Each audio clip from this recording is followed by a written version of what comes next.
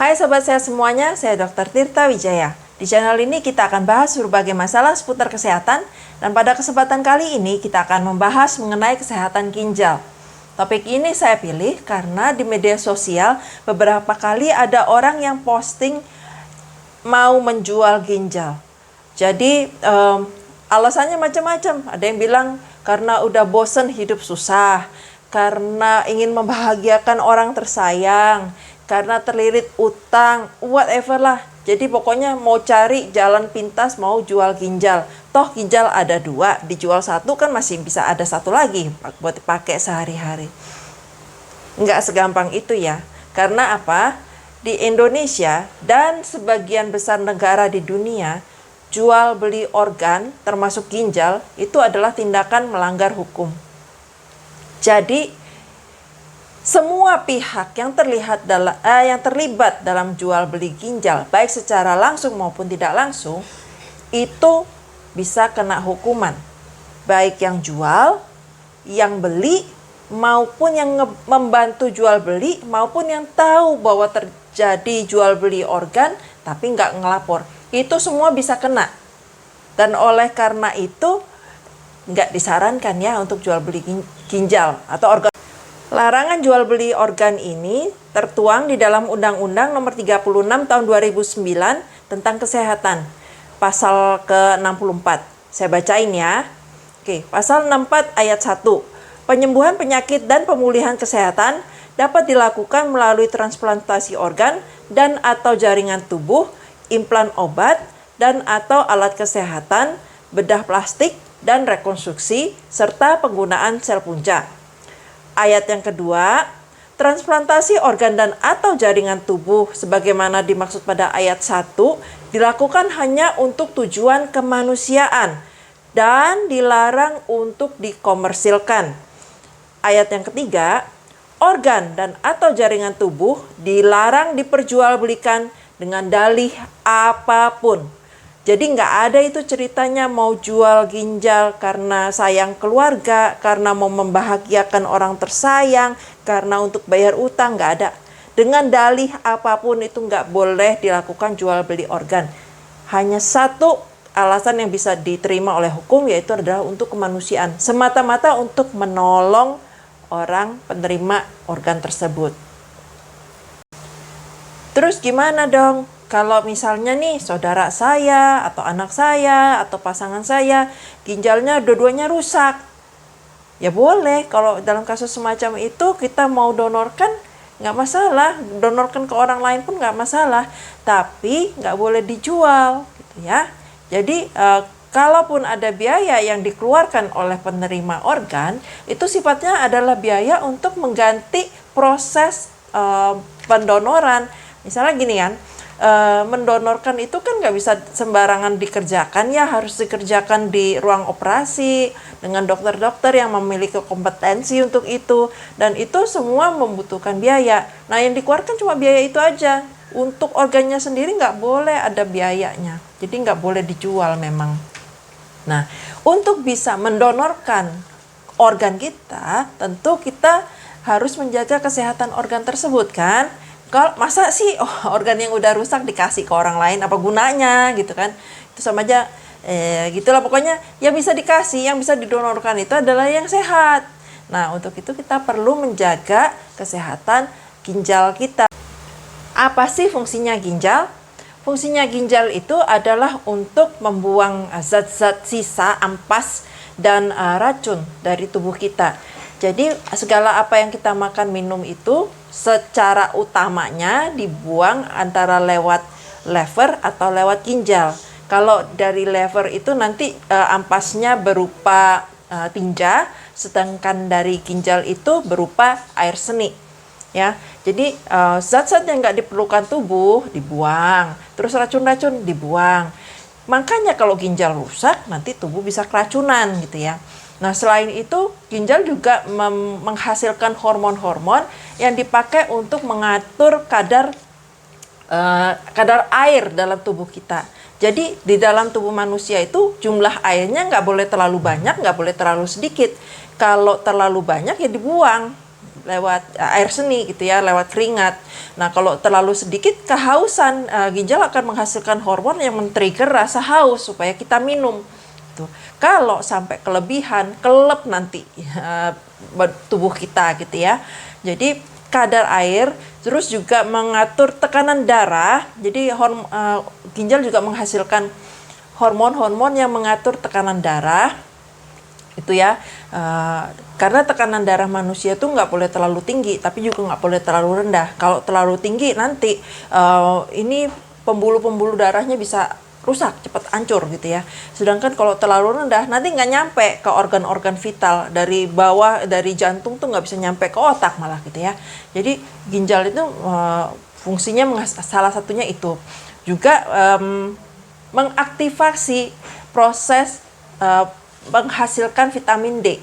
Jadi vitamin D itu sebenarnya tubuh kita itu bisa memproduksi sendiri dengan bantuan sinar matahari. Nanti di ginjal itu dia akan mengaktifasikan salah satu fungsinya itu ya. Jadi memang penting fungsinya ginjal. Makanya kalau ginjal sampai mengalami gangguan, itu efeknya kemana-mana. Misalnya fungsi untuk mengatur tekanan darah gitu ya. Kalau sampai ginjalnya rusak, tekanan darah nggak terkendali, bisa ngerembet ke jantung kan. Jantungnya nanti bisa gangguan jantung, gagal jantung, serangan jantung, stroke, macam-macam lah gitu. Terus yang fungsinya untuk memproduksi vitamin D bisa menyebabkan tulang kita menjadi nggak kuat, lemah gitu. Karena kan vitamin D dibutuhkan untuk kekuatan tulang gitu ya. Nah terus kalau misalnya yang untuk fungsi hormon yang mengatur produksi darah, ya bisa menyebabkan anemia kalau sampai terjadi gangguan ginjal gitu.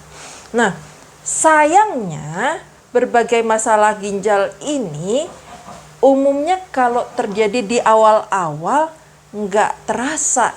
Kenapa? Karena seperti yang kita tahu, kita punya 2 ginjal, satu rusak, satu mengalami gangguan, yang satunya masih bisa kerja. Orang baru merasakan masalahnya, baru merasakan tanda gejalanya pada saat kerusakannya udah parah. Oleh karena itu sangat disarankan untuk kita semua untuk melakukan pemeriksaan secara berkala, supaya tujuan pemeriksaan ini bukan untuk mengetahui penyakit, tapi untuk mengetahui kondisi yang mengarah ke terjadinya penyakit, supaya kita bisa melakukan tindakan mencegah si ginjal jadi rusak ya. Jadi kita kalau ini dilakukan dengan efektif, kita nggak perlu didonorin gitu. Syukur-syukur ginjal kita baik bisa mendonorkan, ya kan? Pemeriksaan apa yang bisa kita lakukan untuk mengetahui kondisi ginjal kita? Sebenarnya nggak susah-susah amat sih. Yang gampang itu adalah tensi. Kita ukur tensi kita. Kalau ginjal kita bagus, umumnya tensi kita itu berada dalam rentang yang sehat. Rentang yang optimal itu di bawah 120/80. Kalau 130/80 itu udah termasuk kriteria prahipertensi. Sedangkan di atas 140/90 itu udah termasuk hipertensi. Jadi kita targetkan supaya tekanan darah kita ini di bawah 120/80. Itu adalah yang optimal ya. Terus yang kedua adalah pemeriksaan urin atau urinalisa. Di situ yang kita mau lihat itu apakah ada protein-protein yang bocor di dalam urin. Jadi dalam keadaan normal itu harusnya sih nggak ada ya protein yang bocor. Ada pun sedikit, dan itu nggak boleh sering-sering gitu loh. Selain protein itu ada satu protein khusus juga yang kita perlu perhatikan, itu adalah albumin. Jadi kita lihat albumin uri sama protein uri itu merupakan tanda kalau ginjal kita ini mengalami distress, dan perlu diperhatikan. Apalagi kalau terjadi albumin uri, terjadi protein uri itu terus menerus ya, itu berarti ginjal kita udah nggak bener gitu lah. Terus yang ketiga adalah pemeriksaan darah. Kita ambil sampel darah terus diperiksa GFR, glomerular filtration rate. Ini untuk melihat apakah ginjal kita fungsinya masih bagus atau enggak. Lalu apa aja sih hal-hal yang dapat menyebabkan gangguan atau kerusakan ginjal? Faktor risiko yang sering yang terjadi di Indonesia itu nomor 1 adalah darah tinggi.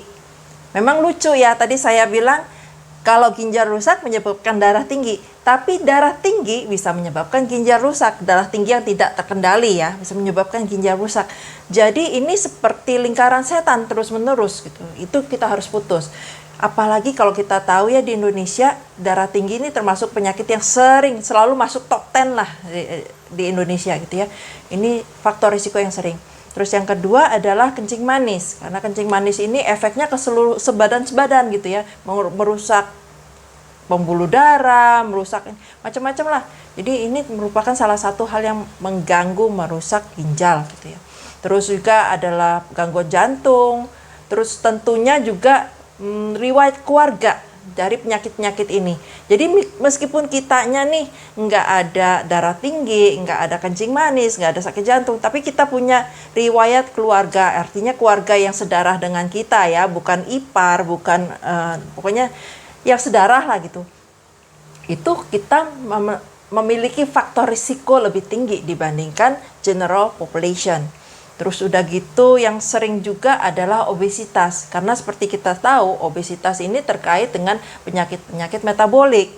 Ya, ujung-ujungnya sama juga ya. Nah, itu adalah faktor risiko yang sering, yang high risk lah istilahnya. Terus yang lebih nggak se-high risk itu adalah usia. Jadi untuk mereka yang berusia di atas 60 tahun, itu memang memiliki risiko lebih tinggi mengalami kerusakan ginjal. Kenapa? Ya karena aus lah, terpakai, namanya udah dipakai 60 tahun ya, tentu nggak sebagus kondisinya pada mereka yang masih muda. Gitu ya. Faktor risiko lainnya adalah berat badan lahir yang rendah. Jadi bukan berat badan saat ini, tapi pada saat kita dilahirkan, berat badannya kalau rendah itu ternyata menurut hasil penelitian memiliki risiko lebih tinggi untuk mengalami gangguan penyakit ginjal gitu ya. Nah, terus juga ada yang penggunaan obat-obat non-steroid anti-inflamasi, itu obat OAINs, obat anti-inflamasi non-steroid. Dalam jangka panjang ini juga akan merusak ginjal. Oleh karena itu, jangan sembarangan minum obat. Obat-obat yang membutuhkan resep dokter sebaiknya memang hanya dikonsumsi berdasarkan anjuran dokter. Bukan karena apa? Jadi, karena obat-obat semacam ini ada efeknya gitu, dan dokter perlu menimbang manfaat dan mudaratnya.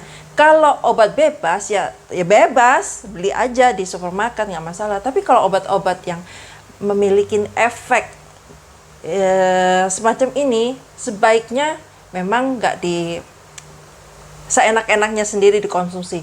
Contohnya non-steroid anti-inflammation itu kan kayak ibuprofen, ketoprofen, yang istilah sering dipakai untuk anti nyeri gitu ya. Memang obat anti nyeri ini kalau diminum enak badan gitu, wah ini obat manjur, tapi ada efek sampingnya gitu ya. Jadi nggak bisa sembarangan pakai, nggak boleh jangka panjang juga. Faktor resiko lainnya itu adalah autoimun. Penyakit autoimun itu kan jadi sistem kekebalan tubuh kita menyerang tubuh kita sendiri. Yang diserang ya macam-macam, dan ada yang menyerang ginjal. Yang sering, yang lumayan famous gitu ya untuk penyakit autoimun adalah lupus. Itu adalah salah satu faktor risikonya. Terus faktor risiko yang lain itu adalah infeksi dari saluran kemih yang kronis, yang berulang-ulang. Jadi memang infeksi saluran kemih ini bisa disembuhkan, bisa dipakein obat gitu ya. Tapi kalau terjadinya terlalu sering, rusak juga lah organ kita gitu ya. Jadi ini merupakan salah satu faktor risiko. Terus faktor risiko lain itu adanya batu saluran kemih, batu kandung empedu, batu ginjal, pokoknya batu saluran kemih lah. Itu salah satu yang menyebabkan risiko untuk terjadinya kerusakan ginjal. Kalau kita udah tahu hal-hal yang menyebabkan gangguan ginjal itu apa aja, faktor risiko yang meningkatkan risiko terjadinya kerusakan ginjal itu apa aja, tentu kita bisa dong ya melakukan pencegahan. Jadi kan tadi faktor risikonya apa? Darah tinggi, kencing manis, sakit jantung, obesitas gitu kan. Ya, kita melakukan hal-hal yang mencegah terjadinya kondisi-kondisi itu. Atau kalau misalnya kita udah terkena kondisi itu, ya supaya jangan parah, kita harus kendalikan. Misalnya nih, darah tinggi, ya kita lakukan hal-hal supaya nggak tinggi lah tensinya. Caranya gimana? Kita dietnya, makanan sehari-harinya jangan yang asin-asin, karena asin itu, garam itu sifatnya meretensi cairan dan mengganggu sekresi hormon-hormon yang mengatur dari keseimbangan cairan dalam tubuh, gitu ya. Terus udah gitu jangan banyak makan yang bergula, manis-manis, berkarbohidrat, itu kan nanti bikin gula darah kita naik, gitu ya. Terus istilahnya ikutin kondisi arahan perubahan gaya hidup untuk mengendalikan kondisi-kondisi itu. Kalau memang ada darah tinggi dan sudah tidak terkendali hanya dengan perubahan gaya hidup dengan pengaturan pola makan, ya berobat, terpaksa minum obat secara teratur.